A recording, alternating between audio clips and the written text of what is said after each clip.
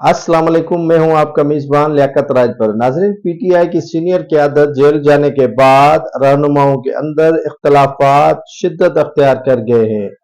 असद उमर और सलमान अमन आमने सामने आ गए हैं। असद उमर ने चंद रोज पहले एक बयान में कहा था कि उन्हें इस्तेहकाम पाकिस्तान में शमूलियत की दावत दी गई है, लेकिन वो पीटीआई का हिस्सा ही रहेंगे। उसके बाद सलमान अमन जो बाहर रहते हैं, उन्होंने असद उमर को पीटीआई में आईएसआई का जासूस करार दे दिया है। ये इख्तलाफात उस वक्त सामने आए हैं जब पीटीआई खुद टूट फूट का शिकार हो चुकी है और पीटीआई की जो सीनियर क़यादत है बशमूल इमरान खान, शाह महमूद कुरैशी, वो इन दिनों जेल में है।